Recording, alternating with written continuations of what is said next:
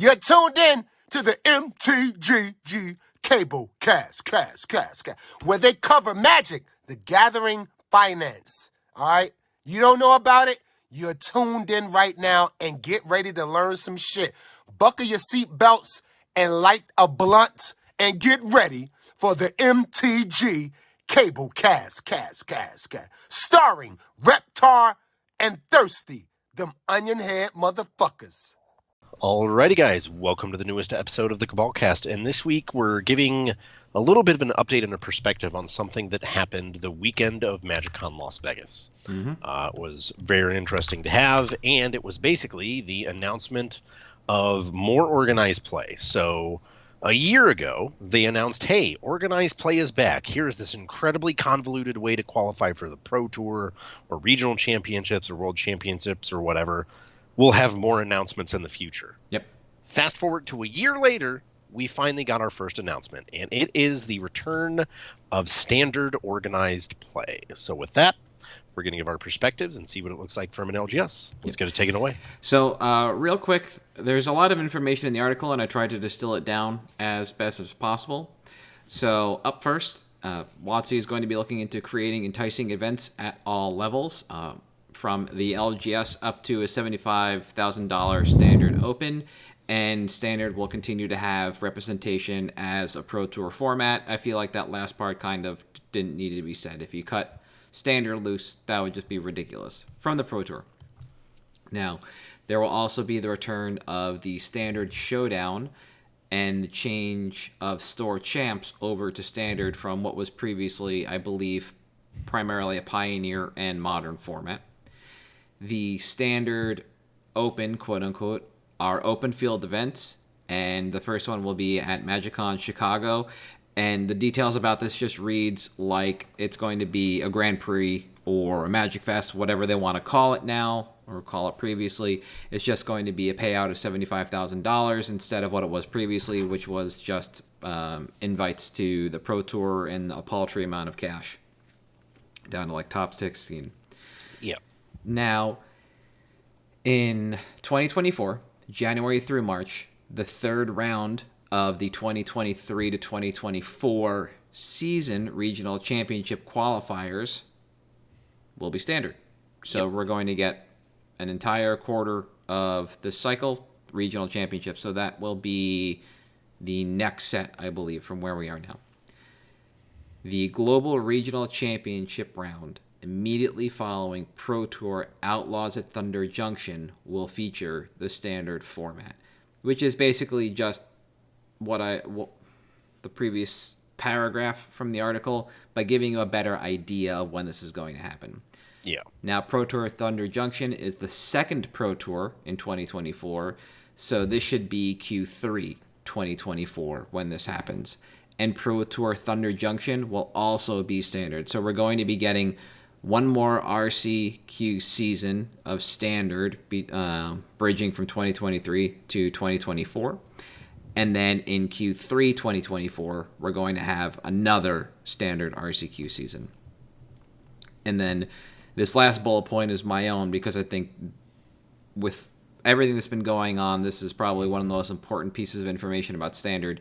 Agreed. There will be no standard rotation until Q4 2024. This means standard has to work around the current constraints in Shieldred and a rugged suite of black cards that support her. Format's gonna be great. Yeah, right? It's going to be a fantastic time. So that's basically a breakdown of the article, the next steps in revitalizing standard play that came out of MagicCon Vegas. Yep. Now, a lot of what has to happen to bring standard back has to happen at the LGS level. So with the refocus on standard, how does this impact the LGS? Well, we're going to talk about that now. Now, as the LGS, do you expect to move more standard product, sealed or singles, in order for players to keep up? Or do you think the TCG player ecosystem is a little too strong? So I think you'll see a little bit of a jump in pre-orders. We're expecting more people to buy draft because if there's going to be a standard form environment, there's probably going to be more draft firing because it's the most affordable way to get cards. Although a really interesting twist to all this is not the fact that the TCG player market is so strong. Mm-hmm. It's the fact that the secondary market is so weak. Got it. Because if you're buying bulk at $3 and below, well, if any of you have checked recently, there are no rares in Wild of Eldraine outside of the like Mystical Archive sheet that are worth more than $3.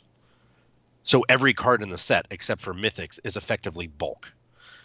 And that makes it very difficult as an LGS for you to have profitable ways to acquire cards outside of acquiring them at bulk, which most players aren't comfortable doing so much anymore. Yeah. Because their thought is, if I'm spending money and 99% of what I get is garbage and it's worthless, I'm just going to hold on to it rather than get nothing from it. But we're expecting to see more traffic for singles, maybe not necessarily more sales. Just due to the constraints of acquiring that inventory and what it puts on the LGS. Okay. So, with the change in the way standard is sold, i.e. basically in bulk, are you going to be cracking more standard product to fill your cases? So I think what you'll see, because this has kind of been the trend at, the LGS level as well as the larger level as a whole, is people started cracking set boosters. Yep. Is a way to build out their product or their single selection because you have more rares, you have more commons, you have more mythics. The proliferation of that has made it so there's not very many commons out there. Well, for those of you that remember standard competitive environments in paper, which I know it's been a minute, guys, but bear with me, commons were basically your bread and butter. So what I would expect to see is rather than cracking more, cracking a mixture. Maybe for every case of set that you crack 1 or 2 boxes of draft. Because the thought is, I need to have these commons because people are going to need their Spellstutter sprites. They're going to need their loyal vanguards. They're going to need stuff like that to fill out their decks because in standard, those cards are significantly more impactful than they are in other formats. Yeah. So we're basically looking at it as, okay, we're going to open a box or 2 of draft just to have the commons. Because commons also have been getting kind of pushed in the last couple of years. Deadly Dispute is a hell of a card. So I think you will see a change in practice, though it may not be more. It'll just be different, would be my guess. Okay. So, piggybacking off of both of these questions, it seems like buy practices in store have the opportunity to change possibly for the worse if a lot of rares are basically worth little to nothing. That means you're either going to offer bulk prices on them or push. So if that is the case, if these practices have changed, are players amenable to things like that? Have you seen people be excited to basically have their rares pushed back? So I think one of the big changes you've had is, back pre-COVID, there were companies that were entirely show companies. Mm-hmm. They just did shows and nothing else. So if they needed something for their case because they didn't have a lot of it, they would pay a little bit more aggressively. It may be a $30 card, but I don't have any and I sell them right away. So I'll give you $27 for it because in 5 seconds, I'll make $3. So you'll hoover up all the ones you can at that price. I think what you're going to see happen and what we've actually been discussing is, hey, if it's like a $3 rare and standard that we just don't have and we can't keep in stock, we can do the 1 to 5 portion of a buy mat. It's $3, but we'll pay $2 because we know there's going to be 12 people here tonight that'll buy it for $3. Understand. And I think you're going to see a lot more of that, and you may see more stores get back to the minimum price by rarity, where it's $0.25 for a common, 50 cents for an uncommon, and $1 to $3 for a rare. But again, that's something that was in place before, and I think players in general, will support the LGS given the opportunity if it's comparable or it makes sense. Obviously, if Wizards is selling your boxes $30 less, you're going to go support Wizards. But paying an extra $1 or $2 over what it sells for in TCG player is a lot more palatable for players. So that's something that they've been willing to try out, and at least at our store, we even have, we're one of the only stores in St. Louis with Lorcana singles. And it's something we've already started doing there where we're like, hey, we're charging market for this stuff because you can't get it anywhere else in St. Louis. Yep. And customers have been generally okay with that. Yeah. People are pretty amenable as the only vendor, for sure. Yeah. So there hasn't been a lot of time between the announcement and time of recording, but has there been an uptick in any kind of standard product since this announcement? I know, Eldraine basically dropped, was it that week or the week before? Yeah. So there's going to be a rush on a number of singles anyway because they're multi-format. I don't want to say all-stars or staples, but they are multi-format players. Yeah. So it might be a little difficult to suss out, but has there been any kind of movement like that for standard product? So it's been less movement and more interest. So people have said, hey, they've had more interest in what standard inventory levels look like, what singles we're going to carry. It's been really interesting because a lot of things, we've questioned about, did practices change? Are you moving more product and stuff? It's more that players are taking an interest in that kind of thing. Got it. Are you going to be buying more? Will you be hosting more store events? It's something that seems to, for better or worse, kind of incentivize the community to care about it at least, even if not play it. Now, I'm curious to see what's going to happen because obviously Arena exists. Yep. And people can just build their standard collections there.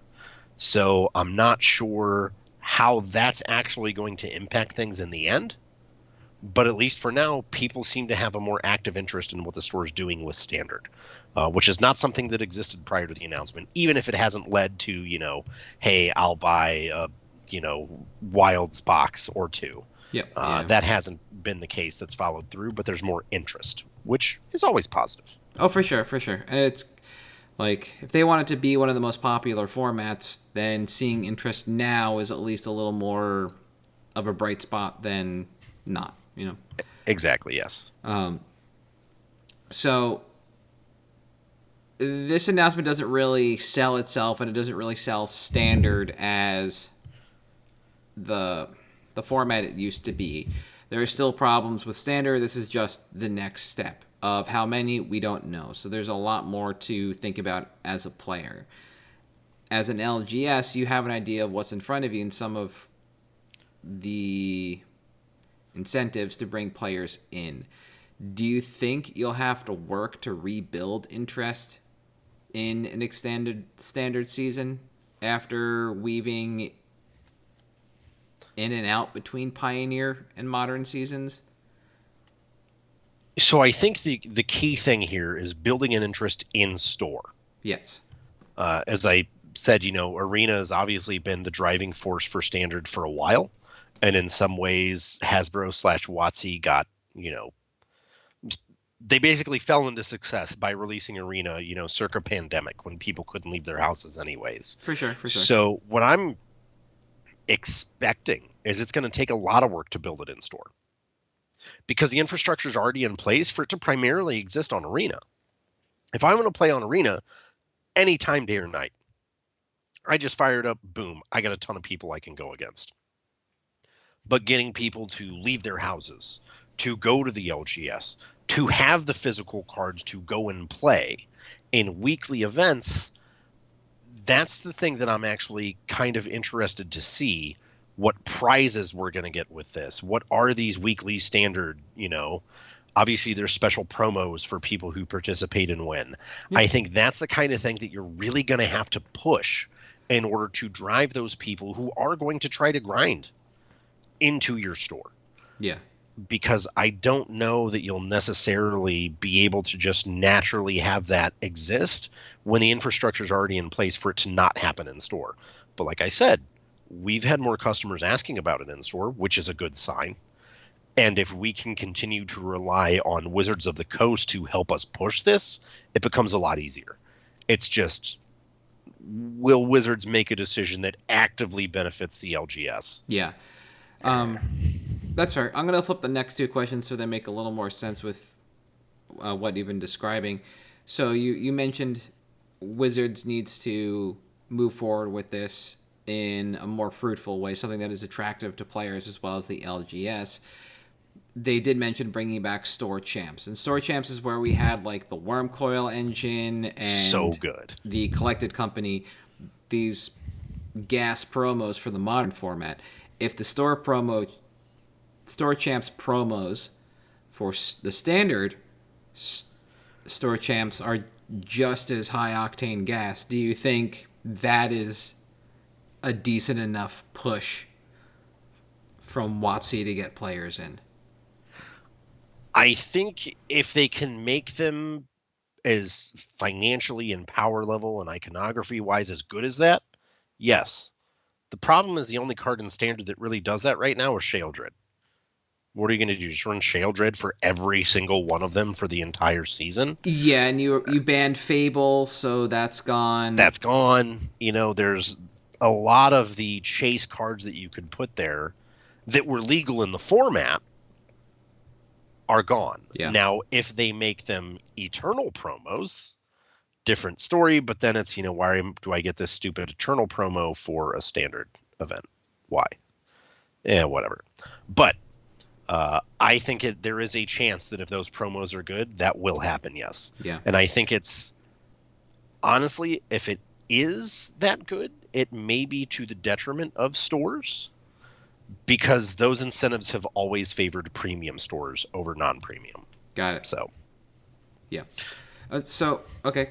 Now bringing it back a step. If the promos just don't hit as hard for whatever reason, now do you think you'll need to over-incentivize or overprice events to get people back in store in large numbers?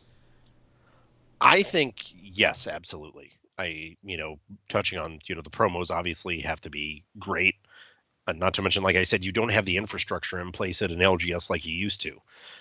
When Moto came out, you could play standard on there, but people hadn't quite switched to the idea of using a digital app rather than having face-to-face interaction with your opponent, where you can watch the despair in their eyes when they realize they've been locked out of the game. That's been flipped now. People are used to just being anonymous on a screen, that they're just playing someone who's somewhere else in the world. So you're going to have to over-incentivize or overprice, I feel like, to get people back in. If you want to get loyal customers in, obviously the grinders, spikes, whatever, they're going to come out no matter what. Yeah. Just depends. No, okay, that makes sense. And as we think about this and we're looking to get basically spikes and grinders out, what are you seeing at events, or what would you expect to see in events and the change? Would you expect to see a prize structure change in time to get people to come out and play more? Would you see the player expectation change to events like, okay, we're not just going to fire 4-round standard events, we're going to actually go by what Companion tells us to. The standard events will be longer. Will they become more competitive? So I think one of the really interesting things about what's going to have to change for events coincides with both this and the return of in-store metrics. For those of you that don't know, basically to maintain your various levels of WNPN status, you have to have various levels of player engagement. So I think you've got an increased incentive for stores to run more frequent events, to run them through the app, to run constructed non-casual events. On top of, maybe there's an incentive for playing these events that Wizards of the Coast provides. For those of you that don't remember, way back in the day when we had our Planeswalker ratings, just grinding locals, you could literally get your rating up high enough to qualify for buys at a Grand Prix, qualify for the Pro Tour. If there's an incentive like that from Wizards of the Coast perspective, that makes it a little bit easier. I would expect to see stores kind of calibrate their prizes based on what they're trying to attract now, since there is a more clear path, I suppose, onto the Pro Tour. By that I mean, stores may have events where it's a limited event and everyone gets a pack. Yep. They may start changing to try to get more competitive players out, to get a more competitive player base, all right, you know what? Payouts only to top half. Half of it goes to first. Divvy the rest up the rest of the way. And I fully expect to see stores start to try to change that. And I think as that happens, you'll get more competitive players out, or more casual, just depending on what you're looking for. If you want to be the alpha store with the best players, obviously change your events to reflect that, and then maybe that's your way to get to a team sponsorship at some point. Okay. Which is a unique opportunity that didn't exist in Magic 10 years ago. And I think that that's something you'll start to see is shops will tend to gravitate more toward their events and prize payout structures to what their clientele wants. There's a store here in St. Louis known for its competitive Pokemon players. Their Pokemon events are geared to pay out to competitive players. Okay. They're not very casual friendly. Not that that's a bad thing. That's just how they've cultivated their player base. And I think you may start to see a lot of LGSs start to pivot as this path to the Pro Tour or Worlds becomes more clear, and as you see what kind of incentives you have as an LGS, not just with your player base, but also financially, because I'm sure there's going to be some sort of windfall from hosting the best RCQs, the most RCQs, and just having more competitive events overall. Yeah. So it'll be interesting to see, and I fully expect, not just at our store, which we're starting to kick around when we're going to do Standard, but at every store, those conversations are going to start before eventually you do see some kind of change in that. And that makes sense, because the more events you need to hold at a higher caliber, the more competitive players you need to bring in, the more you need to remind people that this is kind of a competitive format. But at the same time, all are welcome. So it's this really weird dance you got to do. Yeah. And if you don't bring in your competitive players, then you might actually be missing the largest population of Standard players that are around, because it's not necessarily a casual format. Commander is the casual format, and that is the narrative that WotC is pushing. So for the time being, I can understand how there's going to be a lot at play here, and why it's so difficult for you to even kind of look forward and say, this is what we're going to do, because it could just be experimentation until we get the next announcement, or until you figure out the special sauce that brings in players when you need to, for anything that isn't just an RCQ. For Standard, right? Because you want to have your you make your money by bringing players in. Once they're in the door, they'll spend the money there. That's it. So how do you get those players there? How do you get the most players in?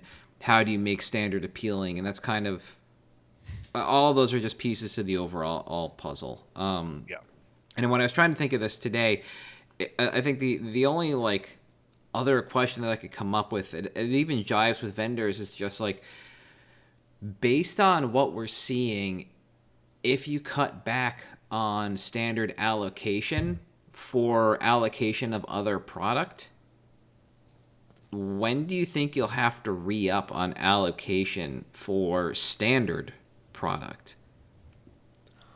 So that's been kind of interesting, because obviously there's a lot of unknowns with this. Standard makes sense to carry and have in store for the first time in a long time, but you also don't know how many people are going to flock to it right away. Is there going to be that push for it in store, or will they stick with the arena segment?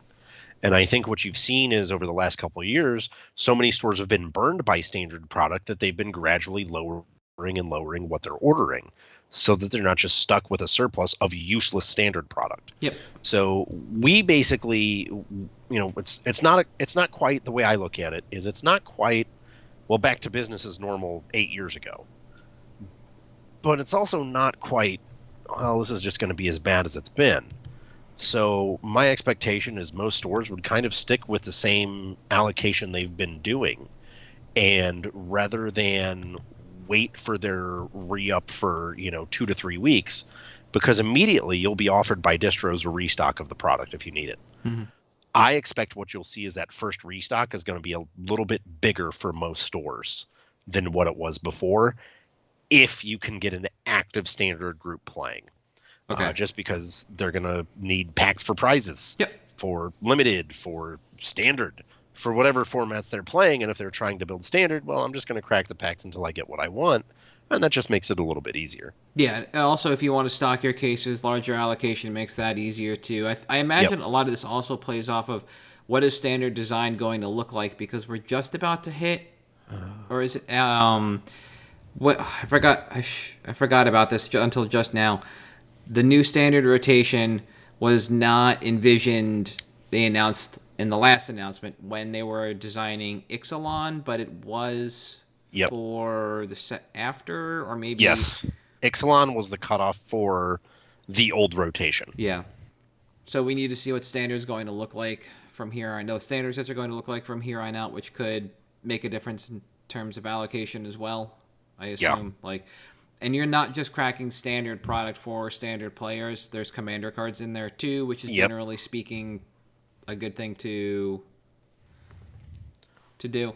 Have access to that. So I imagine at some point that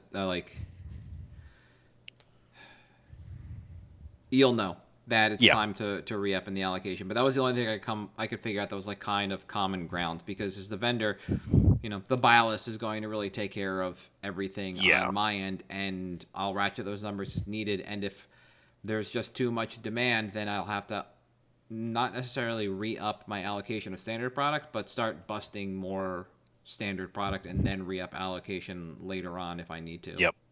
Instead of moving seals. So for me, that was kind of the last step. I really couldn't think of anything else from an LGS standpoint that kind of stood out. Like the standard event frequency definitely matters, but you can't just say, okay, here's the announcement, now we're playing 4 standard events a week up from 1 and expect it to kind of flow through. So I don't know if there's anything in particular you wanted to discuss that we missed. No, I think we just about covered everything, so I think we're good for picks, which you start this week? I do start this week. So my pick for this week is Unwinding Clock, a card I've been watching since February of 2023. I've been paying attention to the new Phyrexia version. At that time, CK was buying 18 at $4, and there were about 300 on Card Kingdom at $6.64. Yep. As of this evening, Card Kingdom is buying 26 at $4, which is a larger quantity than earlier today.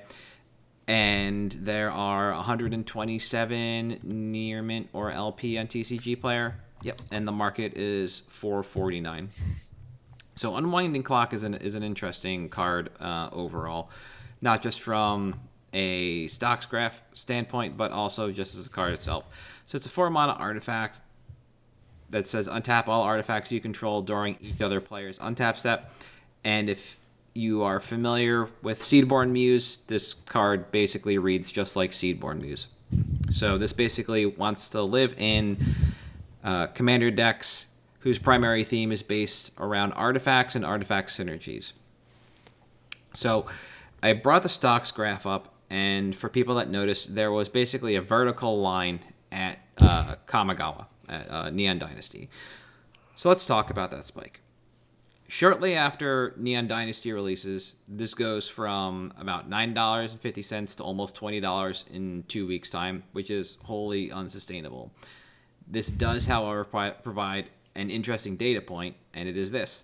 This is not a card for vehicle or similar themes in Commander.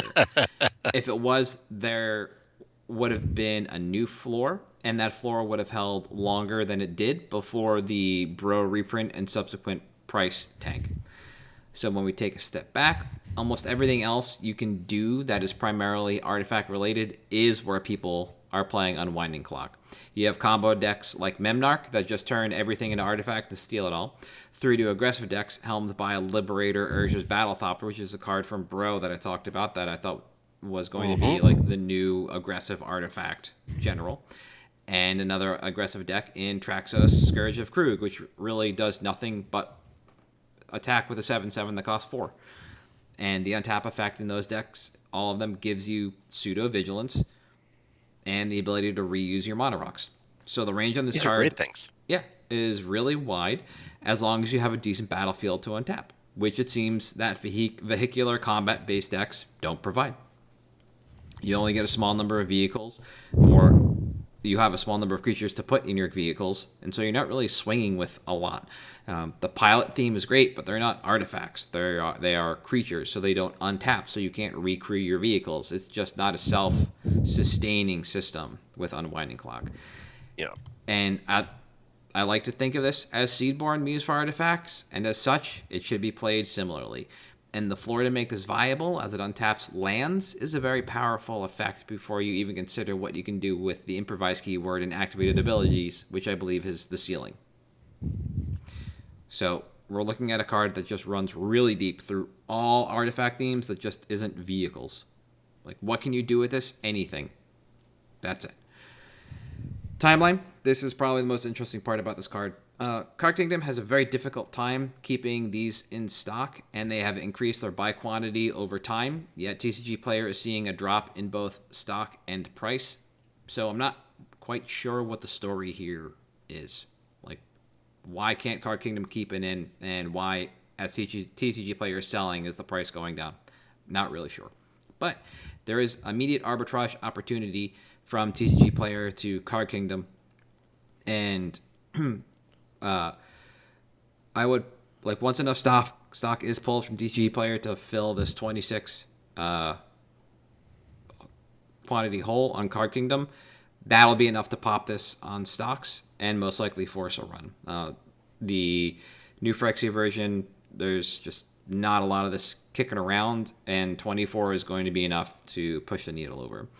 The velocity on this is about 5 to 6 copies a day, which is pretty low, but even with that, this will disappear in about 2 months from TCG Player. In 15 days, or 80 copies, which is that rough math, the set version becomes a $7 card, but the retro version takes a lot longer to get that expensive because the Gaming Co. is currently anchoring it to $5.50 with 248 copies, which is a very tough nut to crack. But that's still almost $1 more expensive than the new Phyrexian version is. So there is room to flip this.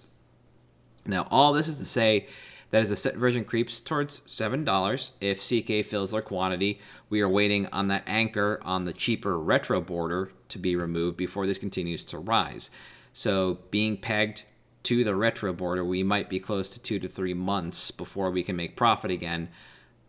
And that would just be back into the open market. That wouldn't be to CK. I don't actually know what their sales velo is. I can just tell you they've been at 0 for almost 2 months now. They just can't. Oh, well. They either can't stock this card or can't keep it in stock. One or the other. And there's also an amount of artifact play coming in the Doctor Who set that we'll want to get ahead of, as it has the opportunity to push this card a little bit further. And the one example I have from this that stands out amongst the rest is the card Bigger on the Inside. Let me see if I can get this up in a reasonable fashion real quick. So I saw this the other night, and I was like, ooh, piece of candy. And this is a 3-mana enchantment aura, costs 3, a red and a green. Enchant artifact or land. Enchanted permanent has tap. Target player adds 2 mana of any one color. The next spell they cast this turn has Cascade. So if you place this on an artifact and you are untapping it with Unwinding Clock, you're getting 2 mana each turn to cast a spell that has Cascade. It doesn't matter what that spell is. You don't have to play mono brown when you play Unwinding Clock. You can play a primary. You can play colored spells in these decks. You're not locked into it unless your general is mono brown. Then it's a little harder. But the opportunity to untap an artifact or land that is an artifact each turn and give a spell Cascade is going to be pretty good. And this isn't the only little bit of synergy that we have. I believe the TARDIS is an artifact. We have is it K9 is an artifact. There's a ton in this set, and we just started spoilers in full like today. So I would expect the Doctor Who set to push this just a little more almost every day. Yeah. So again, we're looking on like 2 to 3 months, but because the retro frame is pegged at 550 before we can start making decent profit on this. You can flip it back, but your margins will be minimal. So that's where we are for timeline. Reprint equity, this seems like a pretty low equity card to reprint, and we've only seen it in a Commander deck, the list, and then in the Bro Retro slot.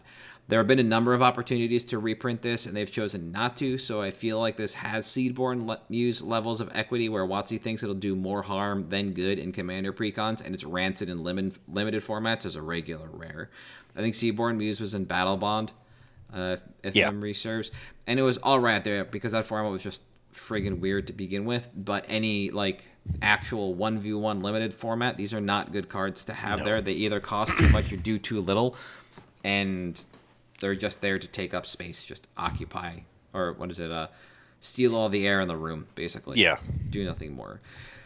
By quantity standpoint, for me, I'm kind of tapping out on this. I think I've got about 8 between New Phyrexia and Bro Retros, but if I was going to buy to ARB, I'd move as many as I could to CK, which would be about 26 right now, and then sit on about a dozen, which would mean picking up another 20 or so from TCG to fill the gap and then sit on that dozen.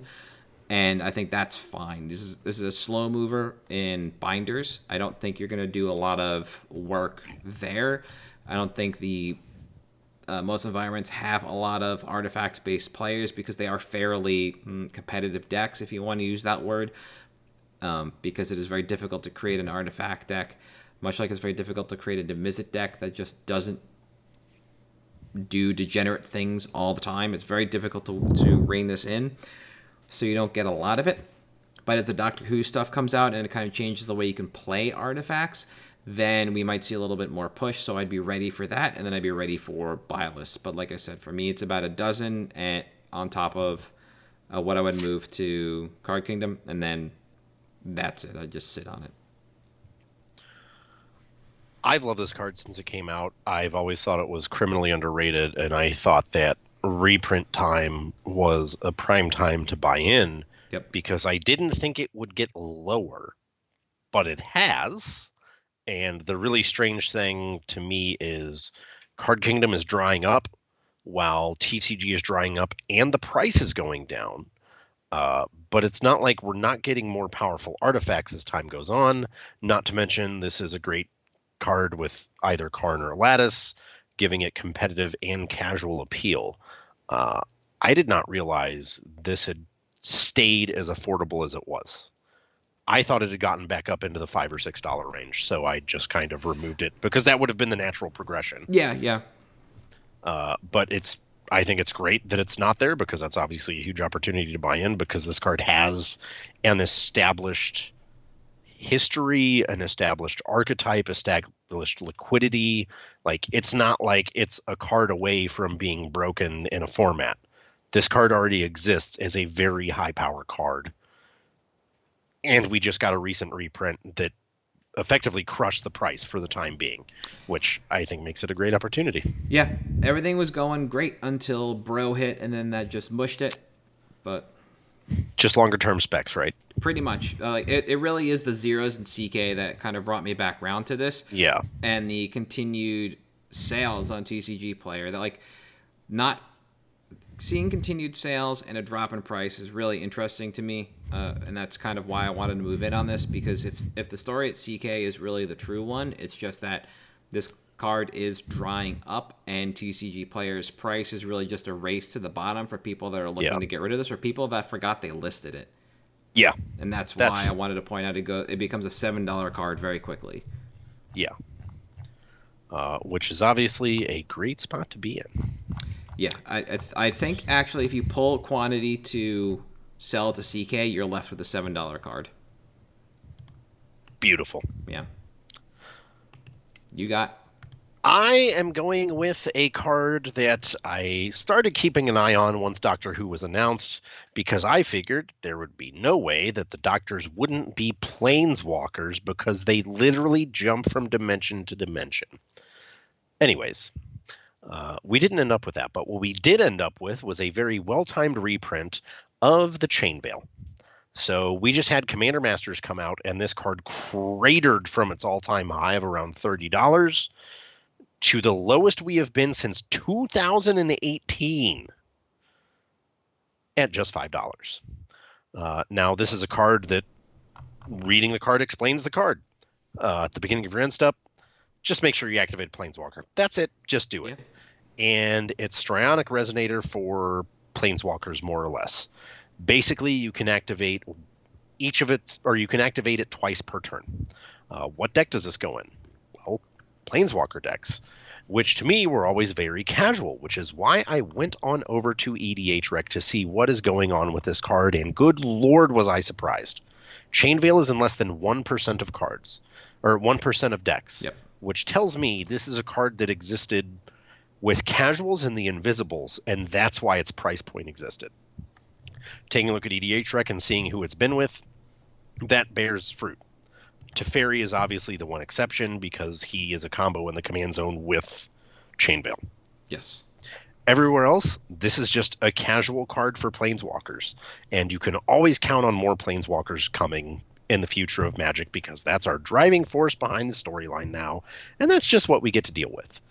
Now, the interesting thing about this is timeline, because we obviously had multiple years where if you look at the stocks graph, we go up, we go down, we go up, we go down. Each time there's a new floor set after we go up until we hit the Commander Masters reprint. And now we seemingly have a new floor, which is close to the lowest it's been in half a decade, or more actually. So I'm buying in now, and I'm getting about 10 copies. I have 7 so far. Basically, anytime I see one pop up for roughly $5 shipped somewhere in there, I pick it up. Yeah. Now, in so doing, we've gotten it now to the point where LP low is $6.10. Liquidity on this is actually pretty inconsistent, which was surprising to me. Now, what you see is you'll see bursts of a bunch of them disappearing in a day, but then there's some dead time. And then some bursts where it sells some more, and then there's some dead time. All of that is to say that as far as timeline goes, we're looking at the long haul here. This is something that we're going to need to get some exposure, be it more busted Planeswalkers, be it a content creator bump if we get some kind of Planeswalker precon, which obviously can happen at any given time. Yeah. It just seems like this is a card that has been a staple in the format. And if you ask anyone that plays EDH, if they have a Planeswalker deck, the Chainveil is in it. Even if they don't have a Planeswalker deck, they may still have the Chainveil in their deck because their commander's a Planeswalker, or because they just have a few in there and they like the way it works. But this is something that has an established play history. And anytime there's an opportunity where you can get something that, I mean, I'm not saying it's a pillar of the format by any means. Obviously, if it's only in 1% of decks, it can't be. But it has a pedigree. It has the pedigree. It has the established reputation of existing in this sphere. And it's something that now we have, our last reprint of this card was the list, like at the very beginning of the list's existence. So this is the first time we've had a meaningful reprint on this card in a few years, which means this may be the first time some people are seeing this card, which could lead us to a little bit more exposure, a little bit more liquidity, and a little bit more drive. Yeah. I just think it's a good slow burn, and it's a pedigree pick, I would say, more than anything, because anytime you can get a card like this, it's established, it's at an all-time low. Why would you not try to? Also, for the love of God, why are the doctors creatures and not Planeswalkers? I don't get it. Whatever. Doesn't matter for the pick. Yep. That's mine. It's easy, straightforward. Just read the card. It's good. Yeah. Just a personal gripe on the way out there. Yeah. Now, I like the Chainveil. I liked it when it was released. It does go infinite, but it takes some work to get there. It's like a 3 or 4 card setup with it's like Oath of Teferi, and I think a Planeswalker. Yeah. Yeah, Planeswalker Teferi. Yeah. No, the Planeswalker deck Teferi, whatever it was. Yeah. There's another go infinite with the Chainveil. Yep. And it's not like this stuff is too spiky to not see more adoption.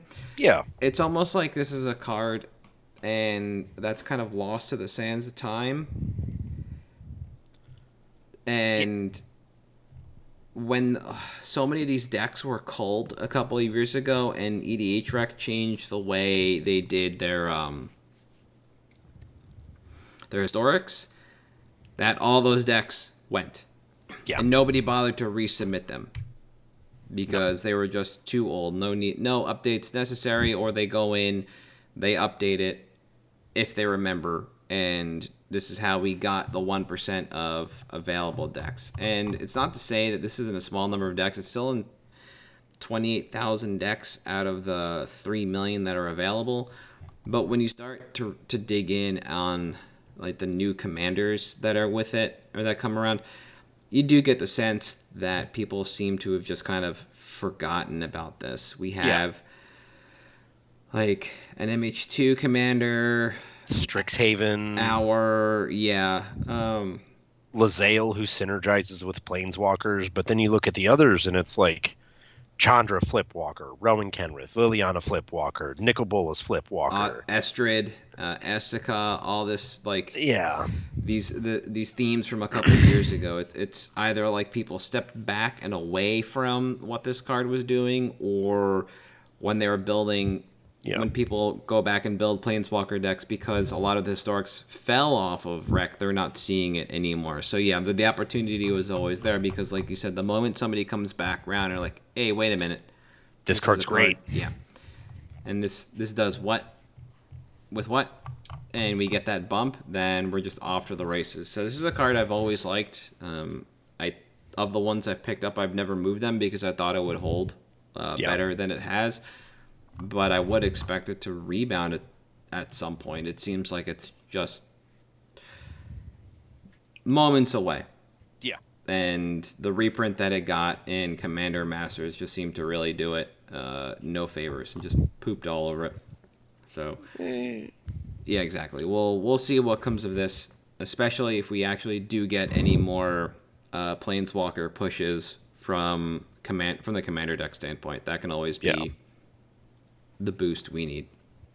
So I like Chain Veil. It looks decent in a binder, especially because we're so far removed from the original printing, and Lord knows how many people crack Commander Masters at your LGS. So even in a binder, I think this is a decent look. So I would definitely look to have probably not too many, but definitely something to pick up to put in the arsenal of cards to bring with me when I want to go wheel and deal. Yeah, absolutely. So anything else before we cut out? I got nothing. All right. So for at MtG Cabalcast on Facebook, Patreon, Twitter, and YouTube, I am at Haltai and Reptar. You are at Damon_Thurston. And we'll see you next week.